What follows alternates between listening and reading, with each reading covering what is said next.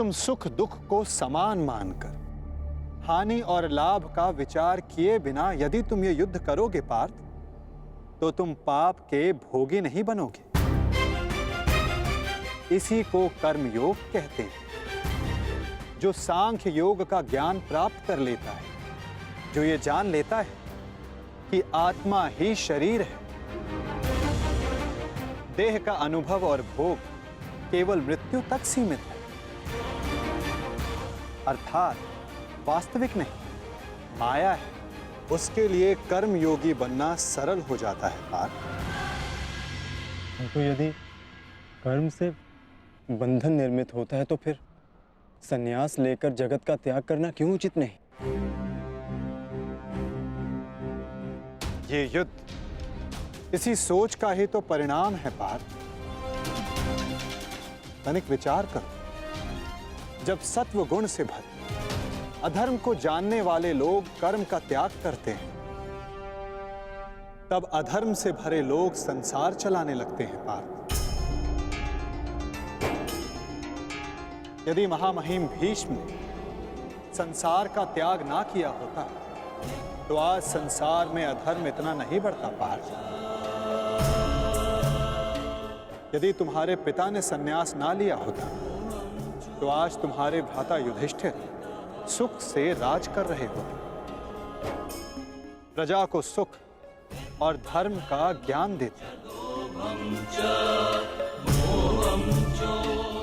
सत्व गुण से संचित लोग ही संसार को लाभ दे पाते हैं, परंतु जब वही संन्यास का विचार करते हैं तो धर्म की हानि होती है। जिस प्रकार सूर्य के ताप से जल वाष्प बनकर उड़ जाता है और कीचड़ रह जाता है, उसी प्रकार सत्वगुणी और सज्जन लोग इस संसार का त्याग करते हैं, तो तमस गुण से भरे अधर्मी इस संसार पर राज करते हैं और इसी कारण संसार में पाप, अपराध और अधर्म बढ़ता है। किंतु कर्म योग इस विचित्र स्थिति से सारे संसार का रक्षण करता है। एक कर्म योगी फल की आशा का त्याग करता है, किंतु वो कर्मों का त्याग नहीं करता। वो इसी संसार में रहता है, किंतु एक सन्यासी की भांति वो कार्य सारे करता है, परंतु कर्म एक भी नहीं करता। एक कर्मयोगी अपनी संतानों से, अपने बंधु बांधवों से, अपनी प्रजा से किसी भी प्रकार की कोई आशा, कोई अपेक्षा नहीं रखता पार्थ। स्वयं उसे सन्यास का लाभ प्राप्त होता है और सन्यासी की भांति वो संसार को लाभ देता है। किंतु माधव,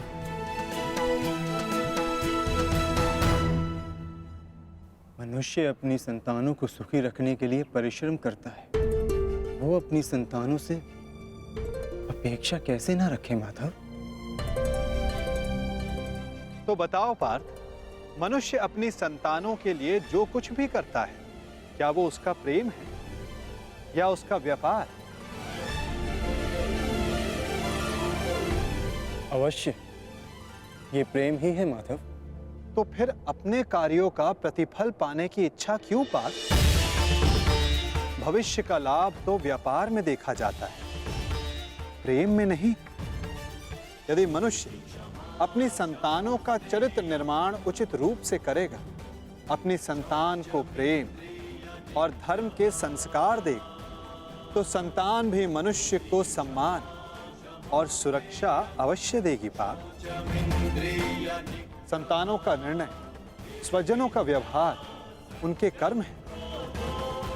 दूसरों के कर्मों पर यदि मनुष्य को कोई अधिकार नहीं, तो फिर व्यर्थ आशाएं और अपेक्षाएं रखने का क्या प्रयोजन पार्थ?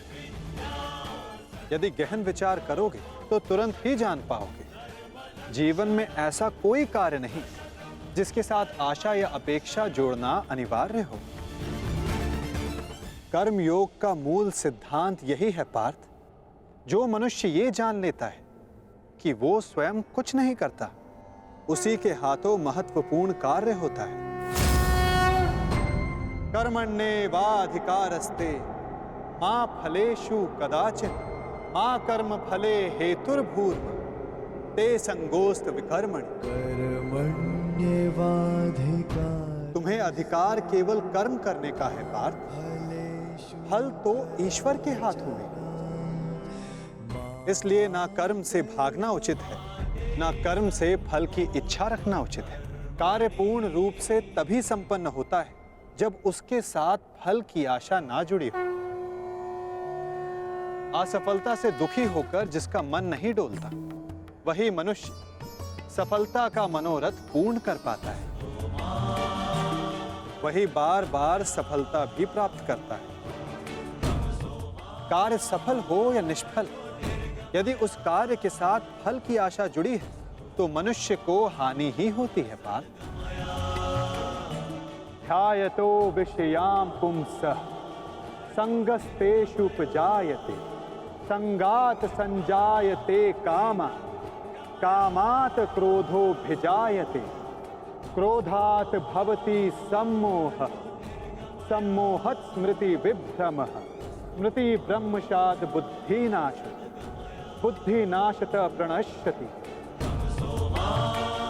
फल की आशा कामना है और कामना का स्वभाव है कि वो कभी भी पूर्ण रूप से संतुष्ट नहीं हो सकती। असंतोष कारण होता है क्रोध के जन्म, और इसी क्रोध से अहंकार और मोह जन्म लेता है। यदि सद्ज्ञान पाने की इच्छा ना हो तो सद्ज्ञान पाने की बुद्धि कहां से आएगी? और बुद्धि के जाने पर अनुचित प्रकार के कार्य होने लगते हैं। अनुचित कार्य करने वाला अपराधी होता है और अपराधी दंड का पात्र होता है, समाज में तिरस्कार का पात्र होता है। अपनी बुद्धि को स्थिर करो, स्वयं को आत्मा जानो, सारे मिथ्या बंधनों को तोड़ दो, फल की आशा का त्याग करके कर्म करते रहो। परंतु स्थिर प्रज्ञा होने का मार्ग क्या है माता? सांख्य योग पार्थ। सांख्य योग के कारण मनुष्य सदैव परमात्मा का निरंतर स्मरण करता है। परमात्मा के निरंतर स्मरण से उसके हृदय में समर्पण का भाव जागृत होता है और उसे ही भक्ति कहते हैं पार्थ। भक्ति से मनुष्य को सत्य और असत्य का ज्ञान प्राप्त होता है और उस ज्ञान से मनुष्य को परमात्मा के दर्शन होते हैं। जो परमात्मा के दर्शन कर लेता है वो वास्तव में कर्मयोगी बनता है। वो जन्मों के फेरों से छूटकर, उससे मुक्त होकर मोक्ष को प्राप्त करता है। सभी आत्माओं का अंतिम लक्ष्य वही है और धर्म का अंतिम चरण भी वही है पार्थ।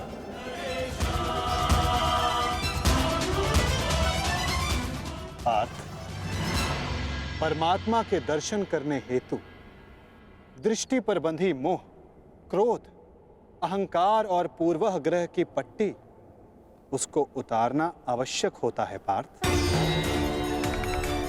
यदि अंधेरे कक्ष में बैठा मनुष्य तुमसे ये पूछे कि मैं सूर्य के दर्शन कैसे करूं, तो उसे क्या कहोगे पार्थ?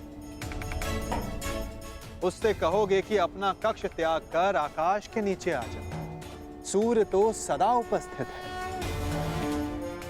उसी प्रकार सारा संसार ही परमात्मा है। एक पर ब्रह्म का भाग होकर पुरुष और प्रकृति बने। प्रत्येक शरीर में परमात्मा का अंश होता है और जो अपनी आत्मा के दर्शन कर लेता है उसे स्वयं परमात्मा के भी दर्शन हो जाते हैं पार्थ। जिस प्रकार नमक के एक कण का स्वाद सारे सागर के स्वाद से भिन्न नहीं होता, उसी प्रकार आत्मा का दर्शन परमात्मा के दर्शन से भिन्न नहीं होता पार्थ।